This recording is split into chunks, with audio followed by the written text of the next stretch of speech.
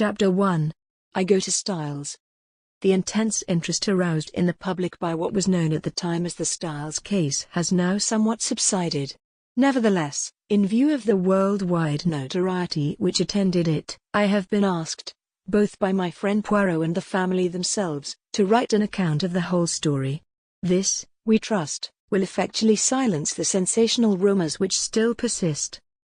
I will therefore briefly set down the circumstances which led to my being connected with the affair. I had been invalided home from the front, and, after spending some months in a rather depressing convalescent home, was given a month's sick leave. Having no near relations or friends, I was trying to make up my mind what to do, when I ran across John Cavendish. I had seen very little of him for some years. Indeed, I had never known him particularly well. He was a good 15 years my senior, for one thing, though he hardly looked his 45 years. As a boy, though, I had often stayed at Styles, his mother's place in Essex.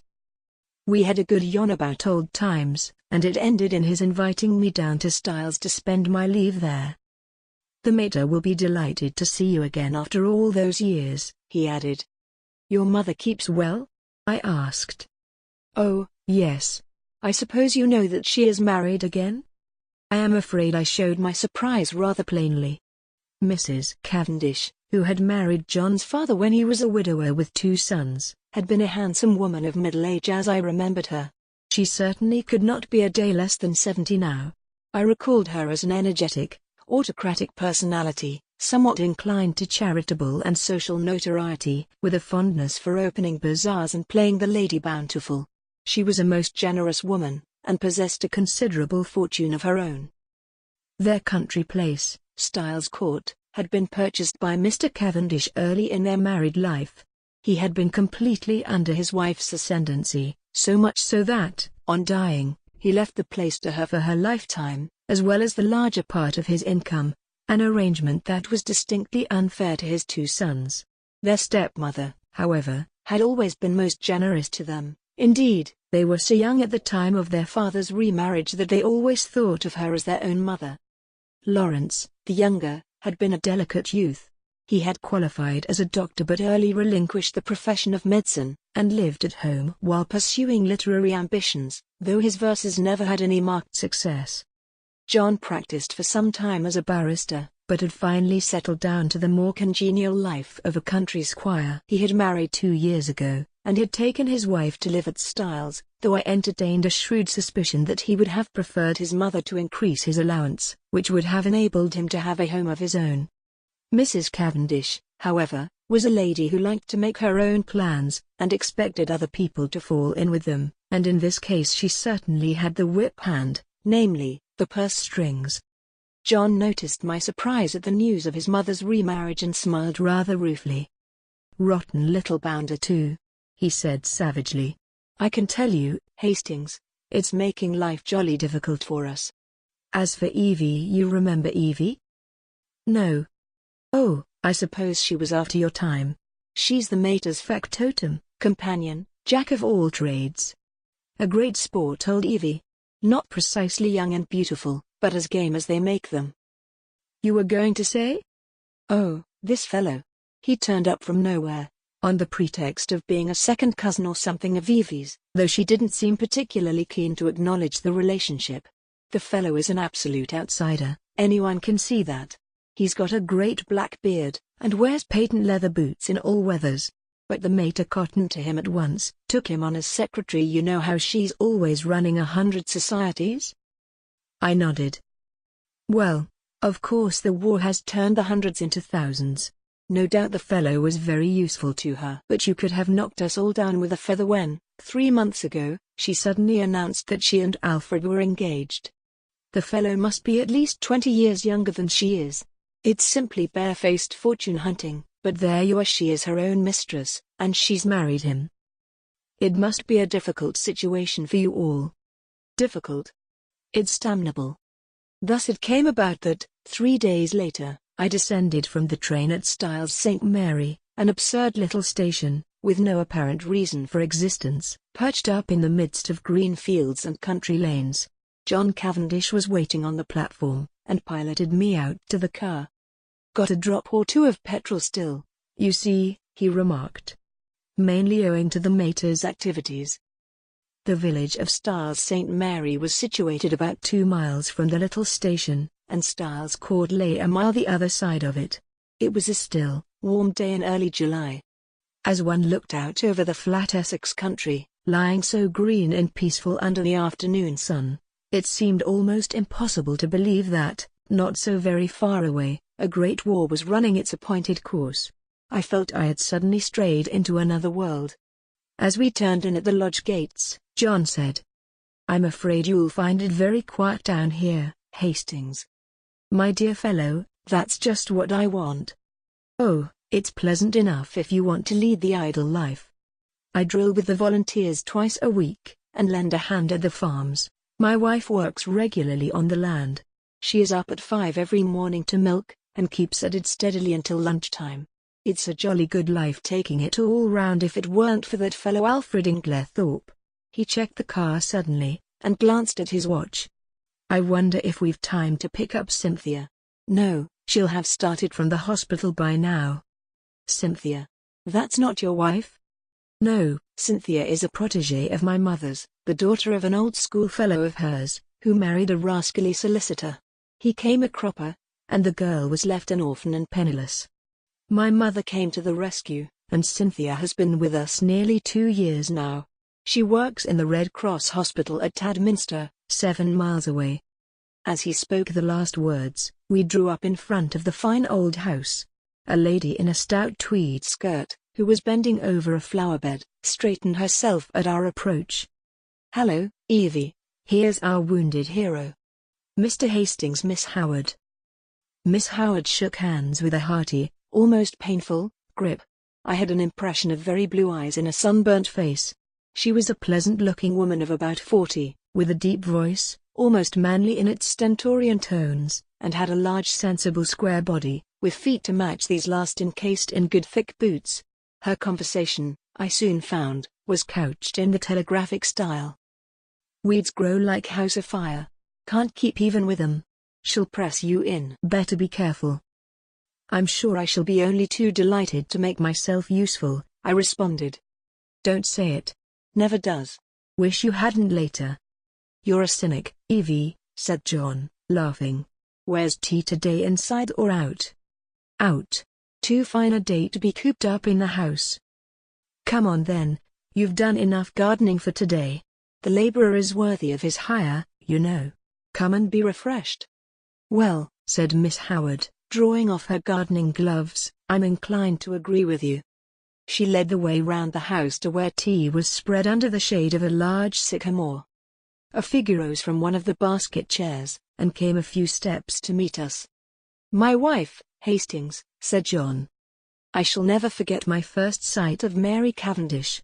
Her tall, slender form, outlined against the bright light, the vivid sense of slumbering fire that seemed to find expression only in those wonderful tawny eyes of hers, remarkable eyes, different from any other woman's that I have ever known, the intense power of stillness she possessed, which nevertheless conveyed the impression of a wild untamed spirit in an exquisitely civilized body. All these things are burnt into my memory. I shall never forget them.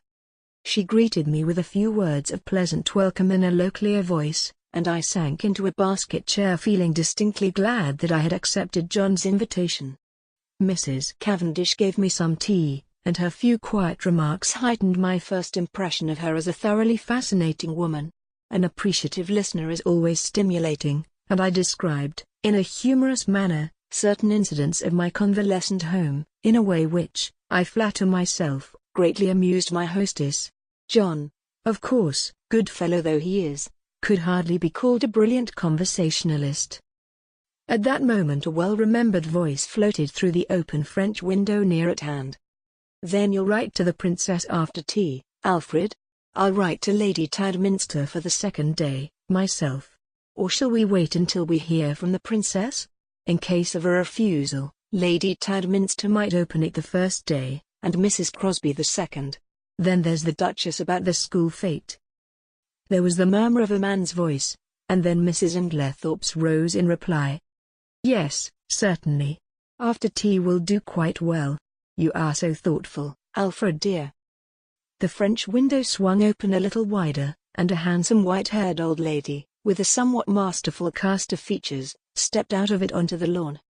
A man followed her, a suggestion of deference in his manner. Mrs. Inglethorpe greeted me with effusion. "Why, if it isn't too delightful to see you again, Mr. Hastings, after all these years. Alfred, darling, Mr. Hastings, my husband." I looked with some curiosity at Alfred Darling. He certainly struck a rather alien note. I did not wonder at John objecting to his beard. It was one of the longest and blackest I have ever seen. He wore gold-rimmed pince-nez, and had a curious impassivity of feature. It struck me that he might look natural on a stage, but was strangely out of place in real life. His voice was rather deep and unctuous. He placed a wooden hand in mine and said, "This is a pleasure, Mr. Hastings." Then, turning to his wife, "Emily dearest, I think that cushion is a little damp." She beamed fondly on him, as he substituted another with every demonstration of the tenderest care. Strange infatuation of an otherwise sensible woman. With the presence of Mr. Inglethorpe, a sense of constraint and veiled hostility seemed to settle down upon the company. Miss Howard, in particular, took no pains to conceal her feelings. Mrs. Inglethorpe, however, seemed to notice nothing unusual.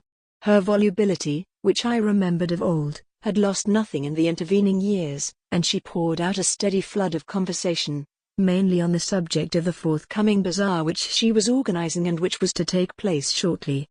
Occasionally she referred to her husband over a question of days or dates. His watchful and attentive manner never varied. From the very first I took a firm and rooted dislike to him, and I flatter myself that my first judgments are usually fairly shrewd. Presently Mrs. Inglethorpe turned to give some instructions about letters to Evelyn Howard, and her husband addressed me in his painstaking voice. "Is soldiering your regular profession, Mr. Hastings?" "No, before the war I was in Lloyd's." "And you will return there after it is over?" "Perhaps. Either that or a fresh start altogether." Mary Cavendish leant forward.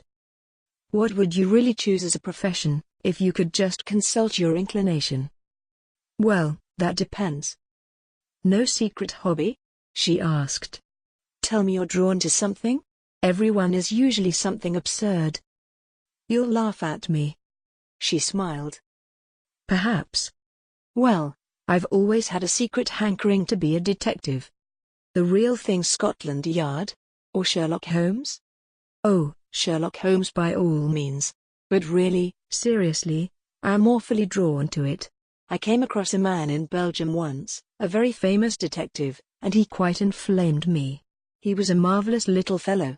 He used to say that all good detective work was a mere matter of method. My system is based on his, though of course I have progressed rather further. He was a funny little man, a great dandy, but wonderfully clever." "Like a good detective story myself," remarked Miss Howard. "Lots of nonsense written, though. Criminal discovered in last chapter. Everyone dumbfounded. Real crime you'd know at once." "There have been a great number of undiscovered crimes," I argued. "Don't mean the police, but the people that are right in it, the family. You couldn't really hoodwink them. They'd know." "Then," I said, much amused, "you think that if you were mixed up in a crime, say a murder, you'd be able to spot the murderer right off?" "Of course I should. Mightn't be able to prove it to a pack of lawyers. But I'm certain I'd know. I'd feel it in my fingertips if he came near me." "It might be a she," I suggested. "Might. But murder's a violent crime. Associated more with a man. Not in a case of poisoning." Mrs. Cavendish's clear voice startled me. "Dr. Boerstein was saying yesterday that, owing to the general ignorance of the more uncommon poisons among the medical profession, there were probably countless cases of poisoning quite unsuspected." "Why, Mary, what a gruesome conversation!" cried Mrs. Inglethorpe. "It makes me feel as if a goose were walking over my grave. Oh, there's Cynthia." A young girl in V.A.D. uniform ran lightly across the lawn. "Why, Cynthia, you are late today. This is Mr. Hastings, Miss Murdoch." Cynthia Murdoch was a fresh-looking young creature, full of life and vigor. She tossed off her little V.A.D. cap, and I admired the great loose waves of her auburn hair, and the smallness and whiteness of the hand she held out to claim her tea. With dark eyes and eyelashes she would have been a beauty. She flung herself down on the ground beside John, and as I handed her a plate of sandwiches she smiled up at me. "Sit down here on the grass, do. It's ever so much nicer." I dropped down obediently. "You work at Tadminster, don't you, Miss Murdoch?" She nodded. "For my sins." "Do they bully you, then?" I asked, smiling.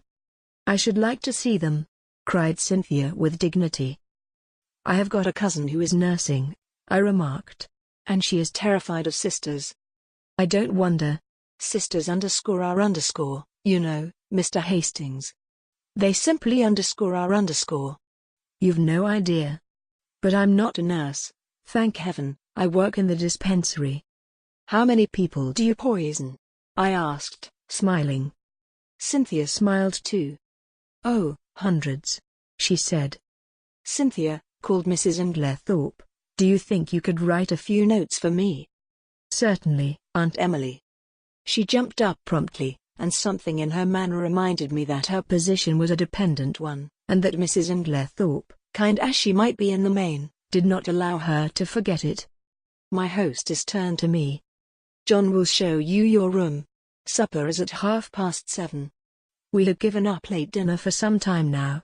Lady Tadminster, our member's wife, she was the late Lord Abbotsbury's daughter, does the same. She agrees with me that one must set an example of economy. We are quite a war household, nothing is wasted here, every scrap of waste paper, even, is saved and sent away in sacks." I expressed my appreciation, and John took me into the house and up the broad staircase, which forked right and left halfway to different wings of the building. My room was in the left wing, and looked out over the park. John left me, and a few minutes later I saw him from my window walking slowly across the grass arm in arm with Cynthia Murdoch. I heard Mrs. Inglethorpe call Cynthia impatiently, and the girls started and ran back to the house. At the same moment, a man stepped out from the shadow of a tree and walked slowly in the same direction. He looked about 40, very dark with a melancholy clean-shaven face. Some violent emotion seemed to be mastering him. He looked up at my window as he passed, and I recognized him, though he had changed much in the 15 years that had elapsed since we last met. It was John's younger brother, Lawrence Cavendish. I wondered what it was that had brought that singular expression to his face. Then I dismissed him from my mind, and returned to the contemplation of my own affairs. The evening passed pleasantly enough, and I dreamed that night of that enigmatical woman, Mary Cavendish. The next morning dawned bright and sunny, and I was full of the anticipation of a delightful visit. I did not see Mrs. Cavendish until lunchtime, when she volunteered to take me for a walk, and we spent a charming afternoon roaming in the woods, returning to the house about 5. As we entered the large hall, John beckoned us both into the smoking room. I saw at once by his face that something disturbing had occurred. We followed him in, and he shut the door after us. "Look here, Mary, there's the deuce of a mess. Evie's had a row with Alfred Inglethorpe, and she's off." "Evie? Off?" John nodded gloomily. "Yes, you see she went to the mater, and oh, here's Evie herself." Miss Howard entered. Her lips were set grimly together, and she carried a small suitcase. She looked excited and determined, and slightly on the defensive. "At any rate," she burst out, "I've spoken my mind." "My dear Evelyn," cried Mrs. Cavendish, "this can't be true." Miss Howard nodded grimly. "True enough. Afraid I said some things to Emily she won't forget or forgive in a hurry. Don't mind if they've only sunk in a bit. Probably water off a duck's back, though. I said right out, you are an old woman, Emily, and there's no fool like an old fool. The man's 20 years younger than you, and don't you fool yourself as to what he married you for. Money. Well, don't let him have too much of it. Farmer Ike's has got a very pretty young wife. Just ask your Alfred how much time he spends over there." She was very angry. "Natural," I went on, "I'm going to warn you, whether you like it or not. That man would as soon murder you in your bed as look at you. He's a bad lot. You can say what you like to me, but remember what I've told you. He's a bad lot." "What did she say?" Miss Howard made an extremely expressive grimace. Darling Alfred, dearest Alfred, wicked calumnies, wicked lies, wicked woman to accuse her dear husband. The sooner I left her house the better. So I'm off. But not now? This minute. For a moment we sat and stared at her. Finally John Cavendish, finding his persuasions of no avail, went off to look up the trains. His wife followed him, murmuring something about persuading Mrs. Inglethorpe to think better of it. As she left the room, Miss Howard's face changed. She leant towards me eagerly. "Mr. Hastings, you're honest. I can trust you?" I was a little startled. She laid her hand on my arm, and sank her voice to a whisper.